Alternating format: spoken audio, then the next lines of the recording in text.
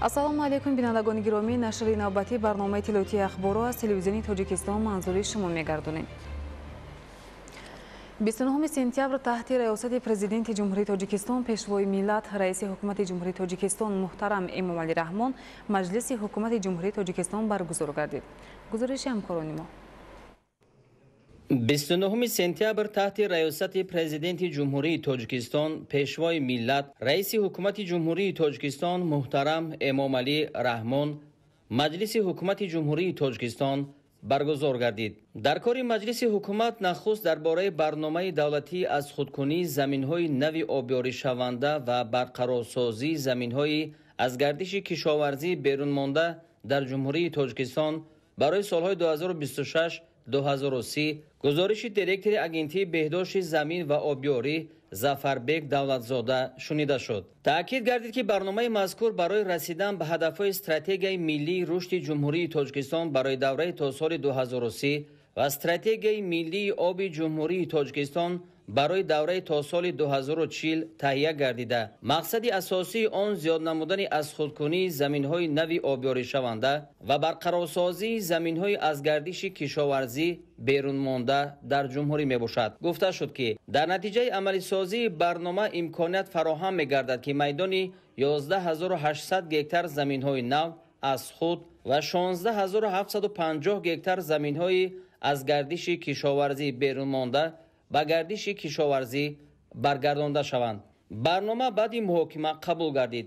дастур дода шуд ки сохторҳои давлатии масъул аз натиҷаи корҳо ва оид ба рафти иҷрои барнома ва нақшаи чорабиниҳо ҳар сол ба ҳукумати ҷумҳурии Тоҷикистон маълумот пешниҳод намоянд. сипас дар кори маҷлис стратегияи таҳсилоти фарогир дар ҷумҳурии Тоҷикистон барои давраи то соли 2045, стратегияи рушди ҳунармандӣ ва малакаҳои касбии муосир дар ҷумҳурии Тоҷикистон барои давраи то соли 2040 ва нақшаи амали стратегияи рушди иқтисоди сабз дар ҷумҳурии Тоҷикистон барои солҳои 2023-2037 дар марҳалаи дуюм солҳои 2026-2028 баррасӣ ва доир ба онҳо қарорҳои дахлдор қабул карда шуд. дар кори маҷлиси ҳукумати ҷумҳурии Тоҷикистон ҳамчунин масъалаҳо оид ба лоиҳаи қонуни ҷумҳурии Тоҷикистон дар бораи ворид намудани тағйирот ба кодекси тандурустии ҷумҳурии Тоҷикистон ва дар бораи нақшаи генералии шаҳри Хоруғи вилояти Мухтори Кӯҳистони Бадахшон муҳокима ва қарорҳои дахлдор қабул карда шуд. дар фароварди маҷлис президенти кишвар муҳтарам Эмомалӣ Раҳмон барои амалисозии стратегияҳо, нақшаҳои амал ва барномаҳои давлатии зимни маҷлис баррасӣ шуда дар назди шахсони масъул вазифаҳои мушаххас гузоштанд. дастури супоришҳо ҳамчунин ба вазорату идораҳо, мақомоти иҷроияи ҳокимияти давлатии вилоятҳо ва шаҳру ноҳияҳо оид ба иҷрои супоришҳои ҳукумати кишвар баҳри ҷалби сармояи мустақим воситати корҳои ободонию созандагӣ, сарфаю сариштакорона истифода бурдани нерӯи барқ аз ҳозир тайёрӣ дидан ба таҷлили Наврӯзи байналмилалии 2026 ва омодагии ҳамаҷониба барои истиқболи сазовори ҷашни бузурги миллӣ 35-солагии истиқлоли давлатӣ дода шуд. хабар дар бораи иҷлосияи сеюми маҷлиси миллии маҷлиси олии ҷумҳурии Тоҷикистон даъвати ҳафтум. иҷлосияи сеюми маҷлиси миллии маҷлиси олии ҷумҳурии Тоҷикистон даъвати ҳафтум 1 октябри соли 2025 соати 10 дар толори иҷлосияҳои маҷлиси миллии маҷлиси олии ҷумҳурии Тоҷикистон баргузор мегардад. аъзои маҷлиси миллии маҷлиси олии ҷумҳурии Тоҷикистон 3 сентябри соли ҷорӣ аз соати 9 то соати 17 ва 1 октябри соли ҷорӣ аз соати 8 то 9 дар шӯъбаи ташкилии дастгоҳи маҷлиси миллии маҷлиси олии ҷумҳурии Тоҷикистон ба қайд гирифта мешавад. телефонҳо 221 98 35 223 19 48. бо мақсади коҳиш додани талафот, пешгирии қоидавайронкуниҳо ва самараноку оқилона истифодабарии нерӯи барқ тибқи иҷрои нақшачорабиниҳо бо иштироки гурӯҳи кории раёсати агентии назорати давлатии энергетикӣ назди президенти ҷумҳурии Тоҷикистон дар шаҳру ноҳияҳои кишвар чорабиниҳои мақсаднок роҳандозӣ гардида. шарҳи бештар дар таҳияи ҳамкорони мо. ҳар як захира бахусус захираҳои энергетикӣ ва обӣ бояд бо ҳисси масъулият ва огоҳона истифода бурда шаванд, зеро онҳо амволи тамоми давлат ҳисобида мешаванд. бо дар назар дошти ин ворид намудани тағйирот ба кодекси ҷиноятии ҷумҳурии Тоҷикистон ва муқаррар намудани ҷавобгарии ҷиноятӣ барои истифодаи ғайриқонунии қувваи барқ амали саривақтӣ ва зарурӣ мебошад, ки ба ҳифзи манфиатҳои давлат ва ҷомеа равона шудааст. пас аз қабул гардидани қонуни ҷумҳурии Тоҷикистон дар бораи ворид намудани иловаҳо ба кодекси ҷиноятии ҷумҳурии Тоҷикистон вобаста ба истифодаи ғайриқонунии нерӯи барқ таваҷҷӯҳи мақомоти ҳифзи ҳуқуқ дар шаҳру ноҳияҳои вилояти мухтори Кӯҳистони Бадахшон барои пешгирӣ аз чунин қонунвайронкуниҳо бозам зиёдтар шуда пайваста санҷишҳоро ба роҳ гузошта истоданд. санҷиш ва таҳлилҳо шоҳиди он ҳастанд, ки то ҳол монеаҳо дар ин самт ҷой доранд. дуздии қувваи барқ, худсарона насб намудани ҳисобкунакҳои барқӣ, бешартномаҳо пайваст намудан ва ба шабакаҳои барқӣ ҷой доранд. албатта вобаста ба ҳамин ҳолатҳо зарурияти тағйири иловаҳо ба кодекси ҷиноятии ҷумҳурии Тоҷикистон ва кодекси ҳуқуқи рамкунии маъмурии ҷумҳурии Тоҷикистон қабул гардиданд, ки дар ин меёри моддаҳо албатта кирдорҳое ки бевосита дар ҳангоми содир намудани онҳо ҷавобгарии ҷиноятӣ ва маъмурӣ пешбинӣ гардидааст, дар он ҷо албатта дарҷ гардида, дар асоси он шахсоне ки ба дуздии қувваи барқ ё ин ки ба истифодаи ғайриқонунии қувваи барқ ё пайвастшавии ғайриқонунӣ ё ин ки бешартнома пайваст намудан ё берун аз ҳисобкунак пайваст намудани қувваи барқӣ ва истифодаи он ҷавобгарии маъмурӣ ва ҷиноятӣ пешбинӣ гардидааст. қабули чунин як қонуни муфид ба фаъолияти ширкатҳои барқи истеҳсолкунанда таъсири нек ба бор оварда баҳри бозам коҳиш додани талафоти қувваи барқ мусоидат мекунад. дар ин замина ҷамъияти саҳомии кушодаи ширкати Помир Энерҷи тавассути нерӯгоҳҳои барқи обӣ дар давоми 8 моҳи соли ҷорӣ барои 8312 нафар муштарӣ дар шаҳри Хорух дар ҳаҷми 65874 киловаттсоат қувваи барқро истеҳсол намуд, ки нисбати соли гузашта 7% зиёд мебошад. гуфтан ба маврид аст, ки назорат аз болои пардохти ҳаққи қувваи нерӯи барқ аз ҷониби мақомоти прокуратура дар вилоят зери назорати доимӣ қарор дода шуда. зимни санҷиш ҳолатҳои аз ҷониби муштариён бе сабабҳои озрнок пардохт накардани ҳаққи истифодаи қувваи барқ ошкор мегарданд ва дар асоси санадҳои эътиноӣ прокурорӣ ба ташкилоти барқрасони ҷамъияти саҳомии кушодаи Помир Энерҷи барқарор карда мешаванд. бо мақсади пешгирии талафоти нерӯи барқ ва баланд бардоштани сатҳи истифодаи самараноку сарфакоронаи он дар бозорҳо ва марказҳои савдову хизматрасонии ноҳияи шаҳри нав рейдҳои муштарак ва корҳои фаҳмондадиҳӣ гузаронида шуданд. ҳамчунин бо масъулин ва кормандони шабакаи барқи ноҳия мулоқот баргузор шуда масъалаи марбут ба кам намудани талафот ва баланд бардоштани сатҳи хизматрасонӣ баррасӣ гардид. аз ҷониби масъулини раёсати агентии назорати давлатии энергетикии назди президенти ҷумҳурии Тоҷикистон дар шаҳру ноҳияҳои тобеи ҷумҳурӣ зимни гузарондани санҷиш ва корҳои фаҳмондадиҳӣ як қатор камбудиҳо ошкор карда шуда барои бартараф намудани камбудиҳо ба масъулин супоришҳои қатъӣ дода шуданд. дар вақти санҷиш муайян гардид, ки корхонаи обтаъминкунии ноҳияи шаҳри нав аз ҳисоби барқ 1,666,520 сомонӣ қарздор мебошад. оиди саривақт пардохт намудани маблағҳои қарздории идораи мазкур ба роҳбарияти он дастурҳои мушаххас дода шуданд. инчунин нисбати шаҳрванди ноҳияи шаҳри нав Замонов Маъруф, ки худсарона ва бе мувофиқаи шабакаи барқ манзили иstiqomatии худро ба хати интиқоли барқ пайваст намуда буд, протоколи ҳуқуқвайронкунии маъмурӣ тартиб дода шуд.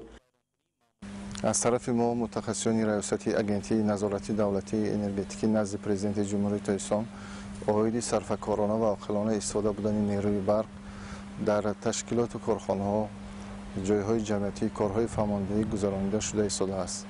инчунин нисбати камбудиҳои ошкоршудае ки аз тарафи корхонаҳои саноатӣ муштариён ошкор карда мешавад, нисбати ин шахсиятҳо протоколҳои ҳуқуқвайронкунии маъмурӣ тартиб дода санадҳои ошкор намудани қоидаҳои истифодаи қувваи барқ тартиб дода истодаем.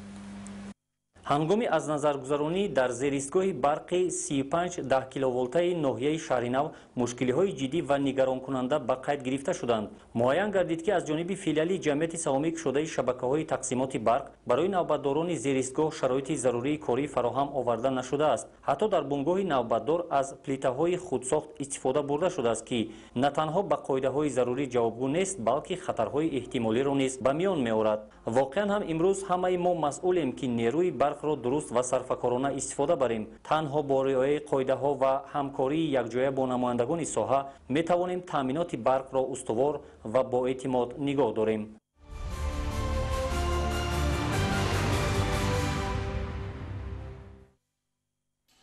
با مناسبت جشن 35 سالگی استقلالی دولتی در ناحیه جبر رسولوف 600 انشاءات گوناگون تعیینات ساخته مورد استفاده قرار داده شده. در دیگر انشاءات بنیاد شونده کارهای ساختمانی با مرام ادامه دارد.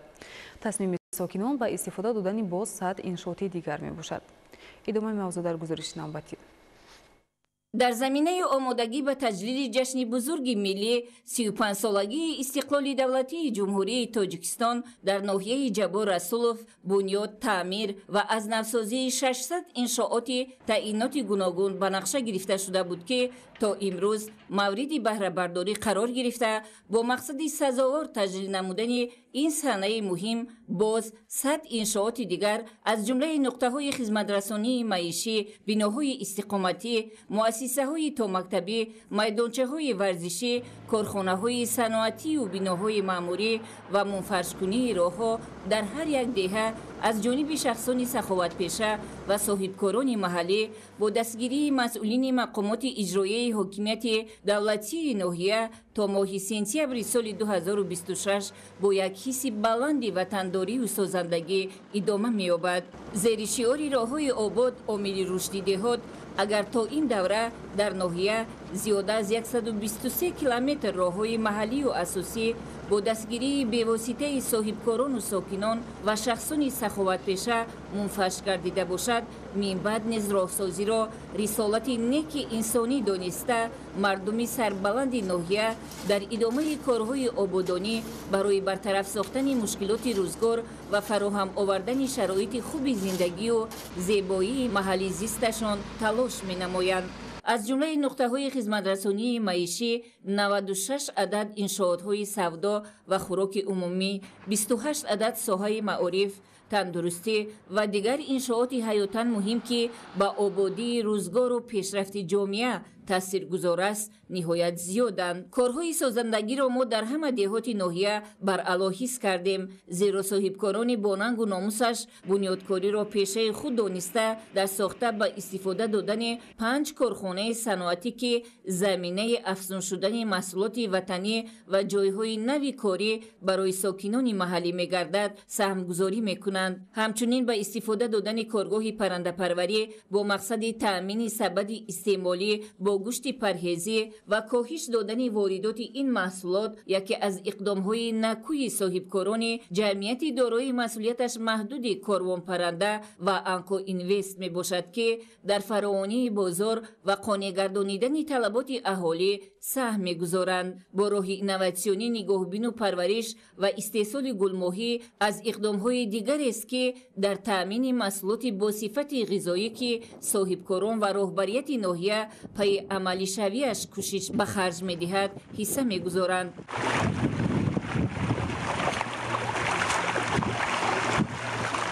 در مجموع هر یک کوچه، دهه و شهرک ناحیه کارزاری حقیقی سازندگی و بنیادکاری را میماند که جوش و خروش کار و ساختمان‌های خرد و بزرگ دلیل به بحث این آبادکاری‌ها و آینده درخشان این گوشه دیار است.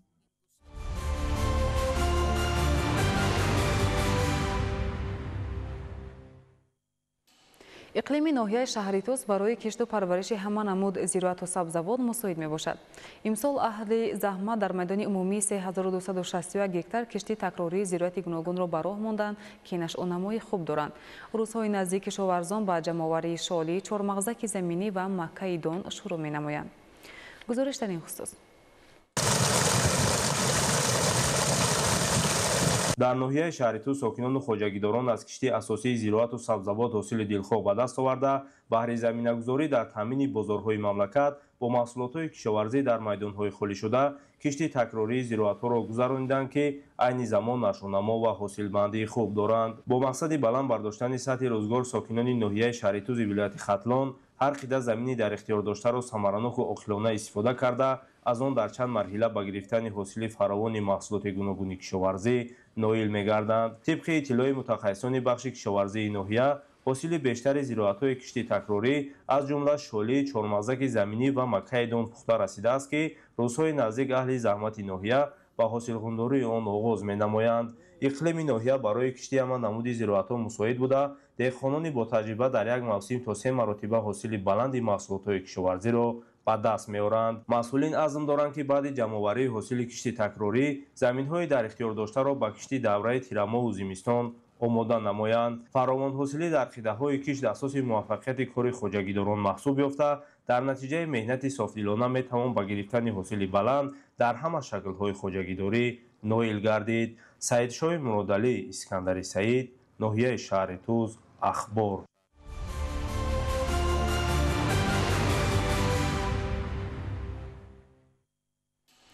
имсол кишоварзони ноҳияи Лахш дар майдони зиёда аз 5500 гектар кишти картошка гузаронида. ҳоло ҷамъоварии ҳосили картошка идома дорад. рӯзҳои наздик хоҷагидорон самараи меҳнатро аз боғ низ ҷамъоварӣ мекунанд. гузориш аз ноҳияи Лахш. 2 килою 170 грамм ин калонтарин картошкае ҳаст ки имсол дар деҳоти пилдони ноҳияи Лахш истеҳсол шудааст. ин натиҷаи меҳнати муқими ҳомид дар якҷоягӣ бо аҳли оила дар замини назди ҳавлигӣ аст. این کارتوشکاورا ما از زمین نزدیک حالیگیمون جمع‌آوری نمودیم که مساحت زمینمون 5 سوتیق میباشد. ما از زمین نزدیک حالیگی 1.5 تن کارتوشکا جمع‌آوری نمودیم. имсол дар ноҳияи Лахш аз ҳама бештар дар заминҳои доманакӯ ҳосили баланди картошка ба даст оварда шудааст, зеро дар ин мавзеъҳо муҳимтарин талаботи физиологӣ барои ин растанӣ, аз ҷумла ҳарорати мувофиқ ва обу хоки ҳосилхез таъмин мегардад. ин қида 2.5 гектарро ташкил медиҳад ва дар ин ҷо соли сеюм аст ки кишти картошка гузаронида мешавад. обёрии зироат аз ҳисоби оби барфу пирях таъмин карда мешавад. ин ҷо дараи дароз ном бурда мешавад ва дар маҷмӯъ имсол дар ин ҷой дар майдони тақрибан 88 гектар кишти картошка гузаронида шудааст.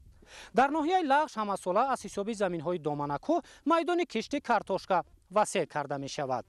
соли 2025 дар ноҳияи Лахш 10 гектар замин ба гардиши кишоварзӣ дароварда шудааст. аз майдонҳое ки солиёни зиёд бекор хобида буд, имсол хоҷагидорон ҳосили баланди картошка ба даст оварданд.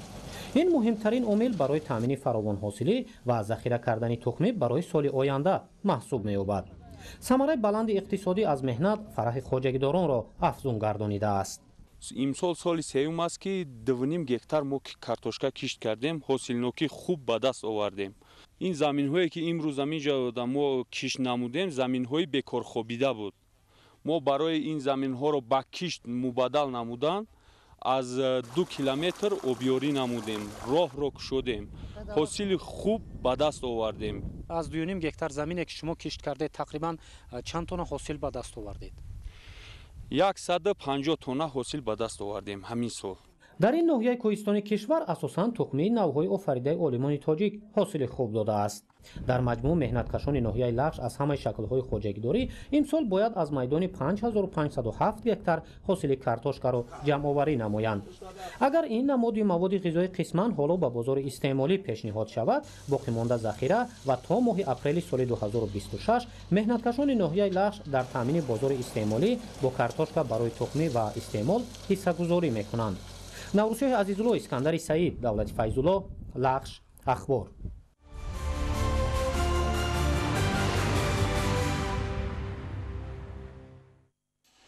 бинандагони гиромӣ, нашри навбатии барномаи тиловати ахбор хотима меёбад. саломат бошед.